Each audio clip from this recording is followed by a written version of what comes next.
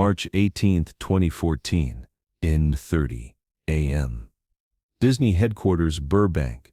The conference room on the 15th floor was filled with some of the most powerful people in Hollywood: Disney CEO Bob Iger, Lucasfilm President Kathleen Kennedy, Director J.J. Abrams, and a dozen high-paid executives who controlled a media empire worth hundreds of billions of dollars. But all of them were waiting nervously for one man, Harrison Ford, who was about to walk into the room and deliver an ultimatum that would threaten the future of the most valuable franchise in entertainment history. When Harrison finally entered the room, he looked exactly like what he was, a 71-year-old actor who had nothing left to lose and everything to prove. He had spent 30 years trying to escape the shadow of Han Solo, and now Disney wanted to drag him back into it for what they hoped would be a trilogy of new Star Wars films. But Harrison Ford had his own plans, and they didn't include playing it safe. "Gentlemen," Harrison said, taking his seat at the head of the conference table without waiting for an invitation, "I appreciate you wanting me back for Star Wars. It's flattering that after all these years you still think Han Solo matters. But if you want me to put on that vest and holster one more time, there's only one condition: he dies." The silence that followed was unlike anything anyone in that room had ever experienced. Disney had paid $4.05 billion to acquire Lucasfilm specifically to revive the Star Wars franchise. They had projected that the new trilogy could generate over $10 billion in revenue when you factored in box office, merchandising, theme park attractions, and streaming content. And now Harrison Ford was threatening to torpedo their entire investment over what seemed like a suicidal creative decision. Bob Iger, who had built Disney into a multimedia giant, was the first to find his voice. "Harrison, I think there might be some misunderstanding here. We're not looking to kill off beloved characters. We're looking to celebrate them, to give fans the reunion they've been dreaming about for decades." Harrison Ford smiled, but there was no warmth in it. "Bob, with all due respect, you don't understand Han Solo merchandise. Han Solo merchandise, Han Solo marketing opportunities, Han Solo theme park attractions, but you don't understand the character. And that's exactly the problem. What happened next would define not just the future of Star Wars, but the relationship between creative artists and corporate entertainment in the modern Hollywood system."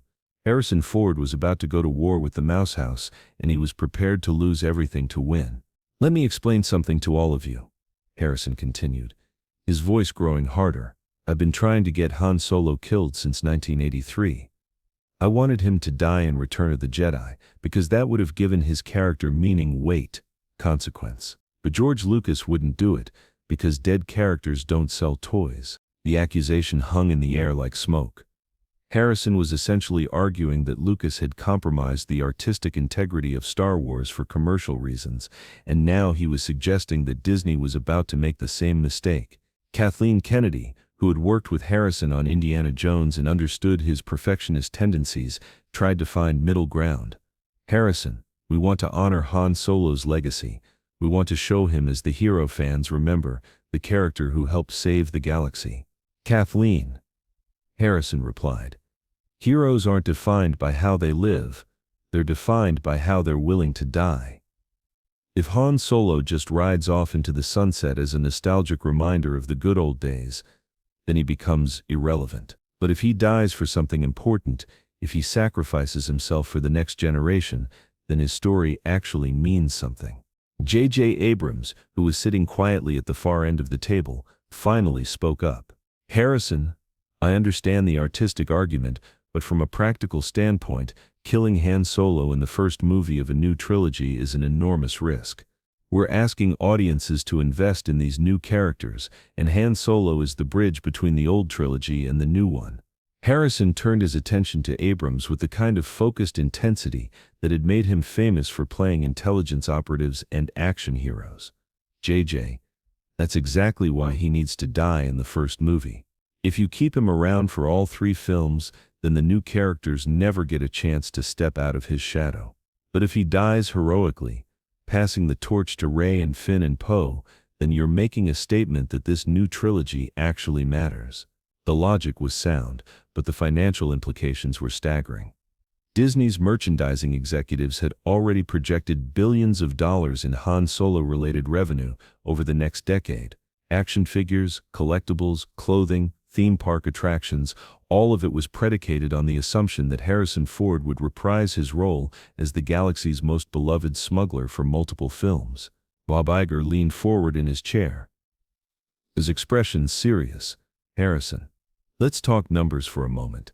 Our projections show that Han Solo is worth approximately $2 billion in merchandising revenue over the next 5 years. If we kill him in the first movie, we're essentially throwing away one of our most valuable assets." Harrison laughed, but there was no humor in it. "Bob, you just proved my point. You're not thinking about Han Solo as a character. You're thinking about him as an asset, and that's exactly the mentality that's going to ruin Star Wars." The confrontation was escalating beyond a simple creative disagreement. Harrison Ford was challenging Disney's entire approach to franchise filmmaking, arguing that their focus on merchandising and revenue streams was fundamentally incompatible with good storytelling. "Let me ask you something," Harrison continued, his voice rising slightly. "Do you think the audiences are stupid? Do you think they can't tell the difference between a character who's there to serve the story and a character who's there to sell toys? Because if you keep Han Solo alive just to milk his commercial value, that's exactly what you're doing. You're treating your audience like children who will buy anything with a familiar logo on it." The Disney executive Alan Horn, who had overseen some of the biggest blockbusters in Hollywood history, tried to regain control of the meeting. "Harrison, we appreciate your passion for the character, but we have to consider the broader implications. Star Wars is bigger than any single character. We have shareholders to answer to, employees who depend on the success of these films, and fans who have certain expectations." Harrison stood up from his chair, his patience finally exhausted. "Alan, let me make this very simple for all of you. I didn't come here to negotiate. I came here to give you a choice. You can make a Star Wars movie where Han Solo dies as a hero, passing the torch to a new generation and giving his character the meaningful ending he deserves. Or you can make a Star Wars movie without Han Solo at all, and I'll happily watch it from my ranch in Wyoming." The ultimatum was delivered with the kind of calm finality that left no room for argument. Harrison Ford was essentially holding the entire Star Wars franchise hostage, threatening to walk away from what could be the biggest payday of his career, unless Disney agreed to kill off one of their most valuable characters. Bob Iger requested a 15-minute recess, during which Disney executives huddled in an adjoining conference room to discuss their options. The conversation was heated and desperate. They had built their entire revival strategy around bringing back the original trilogy's stars, Mark Hamill, Carrie Fisher, and Harrison Ford. Losing Harrison would be a devastating blow to both the film's box office potential and its emotional impact. But Harrison's threat was credible. At 71, he had enough money to live comfortably for the rest of his life. He didn't need Star Wars, but Star Wars desperately needed him, and everyone in that room knew it. When the meeting resumed, the atmosphere had changed. Disney executives looked like men who had just realized they were negotiating with someone who held all the cards. "Harrison," Bob Iger said carefully, "if we agree to your condition, we need to know that you're fully committed to making this the best possible version of Han Solo's death. This can't be a throwaway moment or a cynical killing for shock value. It has to be meaningful, heroic, and true to the character." Harrison nodded slowly. "Bob, I've been thinking about Han Solo's death for 30 years. I know exactly how it should happen, why it should happen, and what it should mean for the larger story. Give me the death scene I want, and I'll give you the performance of my career." The negotiation that followed would reshape The Force Awakens and establish a precedent for how Disney would handle legacy characters in future Star Wars films. Harrison didn't just want Han Solo to die. He wanted input on how he died, why he died, and what his death would mean for the continuing story. "Here's what I'm envisioning," Harrison said, his demeanor becoming more collaborative now that he sensed victory. "Han Solo's death should be personal, not just another battle casualty. It should involve his son Ben Solo, who has become Kylo Ren. It should be a father trying to save his child, even knowing that it might cost him his life. And it should happen at a moment when the audience least expects it, so that it has maximum emotional impact. J.J. Abrams was taking notes frantically. The death scene Harrison was describing was dramatically powerful, but also risky.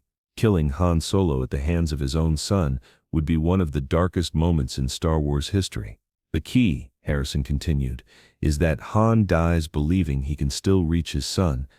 He doesn't die in despair or anger. He dies with hope, with love, with the faith that Ben Solo is still somewhere inside Kylo Ren. That's what makes it heroic instead of just tragic. Kathleen Kennedy, who had been quietly observing the exchange, finally weighed in. Harrison, what you're describing could work beautifully, but it requires complete commitment from everyone involved. We can't have any second thoughts or studio interference once we start filming. Harrison looked around the room, making eye contact with each executive. That's exactly what I'm asking for. Complete creative control over Han Solo's death scene. No studio notes, no test audience feedback, no merchandising concerns. Just the death scene that serves the story and honors the character. The silence that followed was tense with calculation. Disney executives were weighing the artistic merits of Harrison's proposal against the commercial risks of killing off such a valuable character so early in the new trilogy. Finally, Bob Iger made the decision that would change Star Wars history. Harrison, you've got a deal. We'll give you the death scene you want, and we'll trust JJ to make it work within the larger story. But in return, we need your absolute commitment to promoting the film and helping audiences understand why Han Solo's death was necessary for the story. Harrison Ford smiled for the first time since entering the room. Bob, once audiences see how Han Solo dies, they'll understand exactly why it was the right choice, and they'll thank you for having the courage to let it happen. The handshake that sealed their agreement marked the end of Harrison Ford's 30-year campaign to kill Han Solo and the beginning of a new chapter in Star Wars history.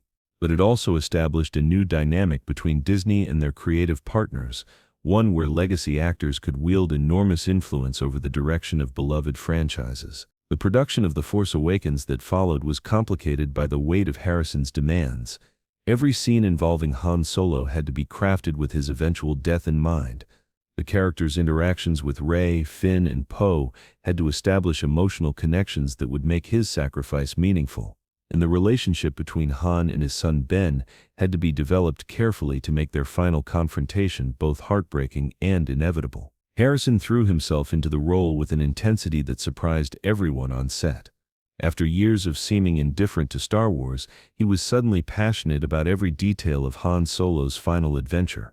He worked closely with J.J. Abrams to develop the character's arc, suggesting dialogue changes and character moments that would enhance the impact of the death scene. Harrison was like a man possessed, recalls one crew member. He cared about every line, every gesture, every moment that Han Solo was on screen. It was like he knew this was his last chance to get the character right, and he wasn't going to waste it.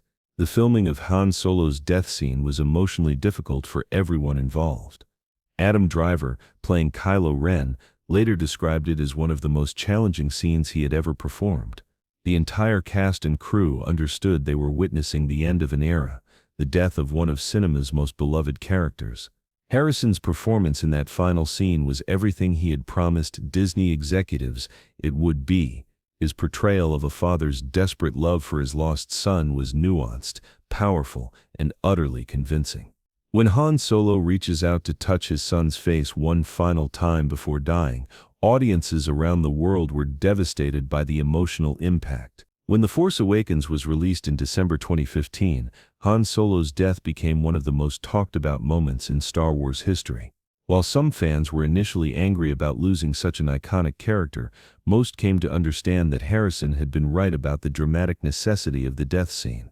The film was a massive commercial success, earning over $2 billion worldwide and proving that audiences were hungry for new Star Wars stories. But more importantly for Harrison, it proved that his instincts about Han Solo had been correct. The character's death gave emotional weight to the new trilogy and established real stakes for the continuing story. Harrison's nuclear war with Disney had ended in complete victory for the actor's artistic vision, but it had also changed the relationship between Disney and their creative partners. Future negotiations with legacy actors would be influenced by Harrison's willingness to walk away from enormous paydays in service of creative integrity. Harrison taught us that some artists will sacrifice anything, money, fame, security, to protect the integrity of their work, reflects one Disney executive who was present at that fateful meeting. He showed us that treating characters like merchandise instead of living beings is a recipe for creative disaster. The success of The Force Awakens vindicated Harrison's approach, but it also established a precedent that would influence future Star Wars films. Characters could die, storylines could take unexpected turns, and commercial considerations couldn't always override artistic vision. Harrison Ford's war with Disney over Han Solo's death ultimately saved Star Wars from becoming a sterile celebration of nostalgia. By insisting that beloved characters face real consequences, he helped ensure that the new trilogy would have genuine dramatic weight instead of just familiar faces selling familiar products. Today, Han Solo's death is considered one of the most powerful moments in Star Wars history. It marked the end of the original trilogy era and the beginning of something new and unpredictable. And it proved that sometimes the most important creative battles are fought not over contracts or billing, but over the fundamental question of what makes a story worth telling. Harrison Ford's nuclear war with Disney didn't almost kill Star Wars, it saved Star Wars from killing itself through commercial compromise, and in doing so, it reminded Hollywood that great art sometimes requires the courage to destroy what you love most.